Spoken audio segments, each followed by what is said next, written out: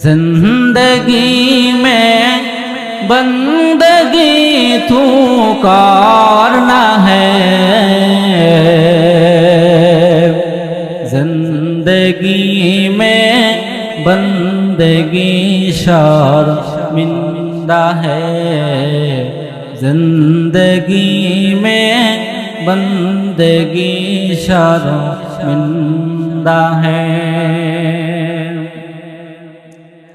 आयाते हम कुछ न कुछ को खरीदने को, जैसे हो रोशन मेरे क़ल्ब हो,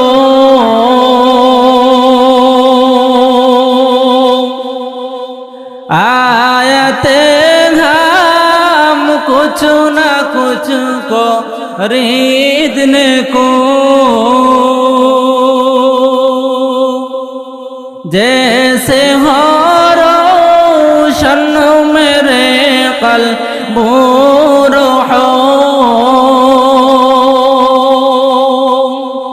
वरना कोई जाना दो जहाँ मैंने है, जिंदगी में बंदगी तू करना है, जिंदगी में बंदगी शर्मिंदा है, जिंदगी में बंदगी शर्मिंदा है। दुनिया में हो दुनिया का तलबगार न हो, बाजारों से गुजर हो खरीदार न हो, ये दुनिया एक मिसल कागज फूल है, ये दुनिया एक मिसल कागज फूल है, जिंदगी में बंदगी तू करना है, जिंदगी में बंदगी शर्मिंदा है, जिंदगी में बंदगी शर्मिंदा है। करफ लगनी आवाज दे बोलें, करफ लगनी। जिंदगीটা तुझे সুন্দর করতে চাও, আল্লাহ তাআলার ইবাদত করা লাগবে কি লাগবে না? আওয়াজ দিয়ে বলেন, আর আওয়াজ দিয়ে বলেন, আল্লাহ তাআলার ইবাদত করা লাগবে কি লাগবে না? আল্লাহ তাআলা জানা দেয়, ইয়া আইয়ুহাল্লাযীনা আমানু তাকুল্লাহ ওয়াবতাগু ইলাইহিল ওয়াসিলা ওয়াজাহিদু ফি সাবিলিহি লাআল্লাকুম তুফলিহুন।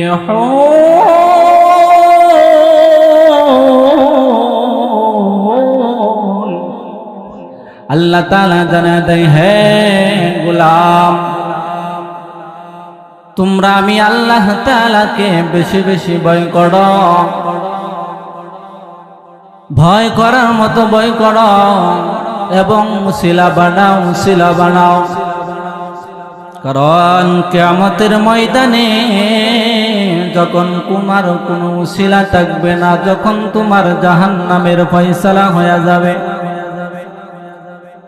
কিয়ামতের ময়দান বড় কঠিন ময়দান,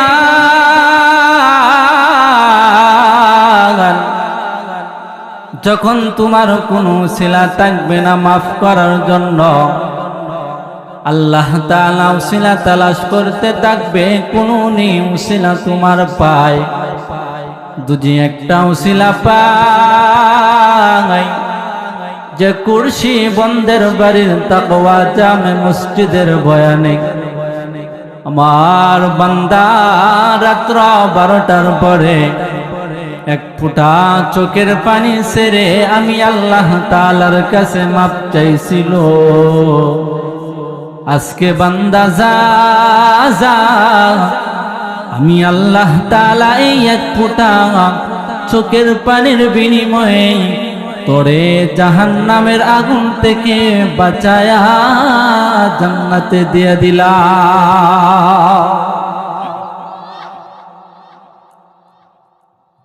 সেই জন্য আল্লাহর বান্দা, জাহান্নামের আগুন থেকে যদি বাঁচতে চাও তাহলে তোমার উসিলা তালাশ করতে হবে, উসিলা বানাইতে হবে। আল্লাহর বান্দা, যুবক ভাই, ওরে বৃদ্ধ বাবা, পর্দার আড়ালের মা, সামনে বসা বৃদ্ধ বাবারা, ওয়াকাদা রাব্বুকা আল্লা তা'বুদু ইল্লা ইয়্যা ওয়া বিল ওয়ালিদাইনি ইহসানা। আল্লাহ বলেন ইবাদত করো আল্লাহর, আর খেদমত করো বেশি বেশি মা বাবার। কথা বুঝে থাকলে বলুন তো, ইবাদত করতে হবে কার? আর খেদমত করতে হবে মা বাবার। খেদমত করতে হবে কার? খেদমত করতে হবে মা বাবার। ইবাদত করো আল্লাহ তাআলার, কারণ ইবাদত করবা আল্লাহর আর খেদমত করবা মা বাবার। কেন খেদমত করবা জানো?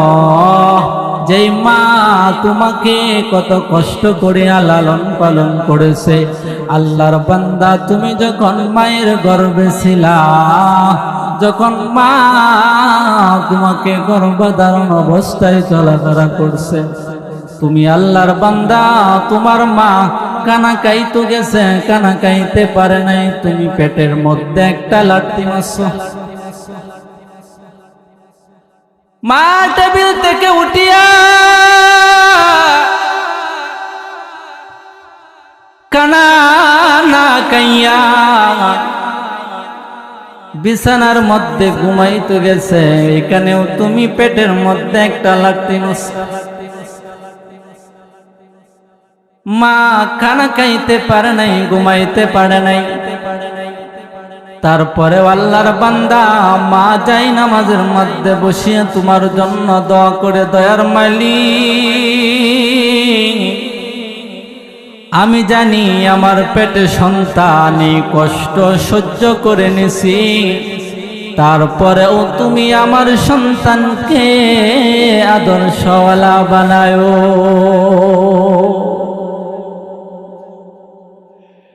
আল্লাহর বান্দা, শুধু কি তাই,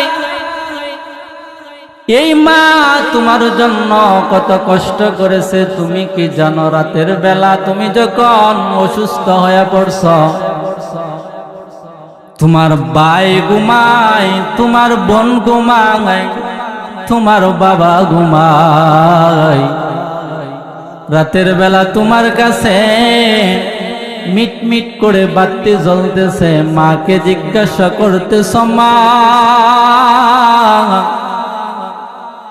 এত রাত্র হয়ে গেছে, ভাই বোনেরা ঘুমায়, বাবাও ঘুমায়, বাড়ির সকলে ঘুমায়, তুমি কেন সজাগ রয়েছ?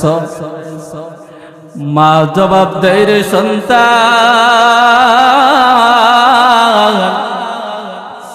তুই অসুস্থ, আমি তোর মাথার কিনারে বসিয়া রইছি, আমি দুজি ঘুমায় যাই, আর তুই দুজি মা বলিয়া ডাক দেস, আর আমি মা দুজি তোর ডাকে জবাব দিতে না পারি, আমার মার কলিজাটা সিরিয়া যায়।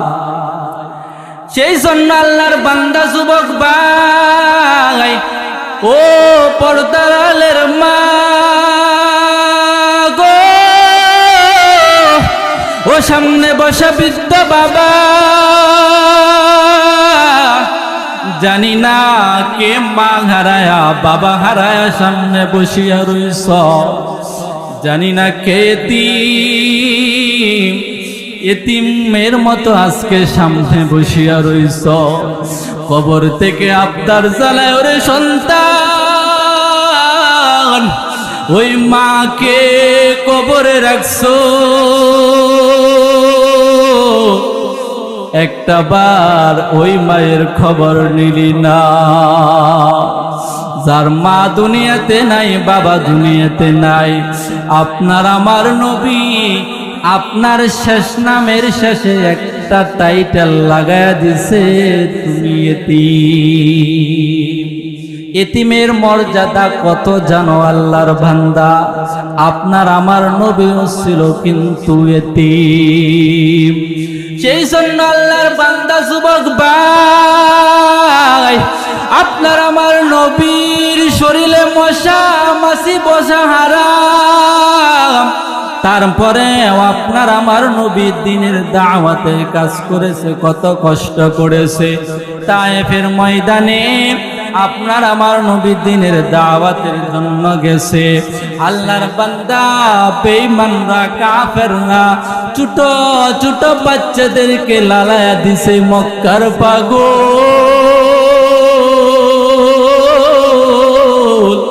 মক্কার পাগলকে আল্লাহর বান্দা বাচ্চাদেরকে লালায়া দিছে পাথর মারার জন্য। বেঈমানরা আমার নবীকে পাথর মারছে।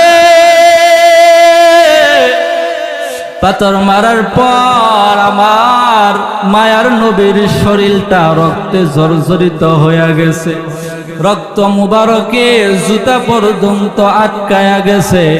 আল্লাহর বান্দা আল্লাহ তাআলা বলে, ফেরেশতা জিব্রাইল যাও, আমার নবীর কান্না সহ্য করতে পারি না, জলদি কইরা যাও। আল্লাহর বান্দা ফেরেশতারা আসিয়া বলে, ও নবী আপনি যদি অনুমতি দেন আমি তাদেরকে ধ্বংস করে দেব। আপনার আমার নবী বলে, ও জিব্রাইল ফেরেশতা না না, ওরা আমাকে যত কষ্ট দেও ওরা তো বুঝে না, আমার তো মা নাই, আমার তো বাবা নাই, আমি হইলাম এতিম। ওরা দুজি বুঝতো আমাকে আর কষ্ট দিত না, তাদেরকে মারিও না রে জিবরাইল, তাদেরকে মারিও না। তারা যখন বুঝবে তখন হয়তো তাদের দ্বারা দ্বীনের দাওয়াতের কাজ চলবে।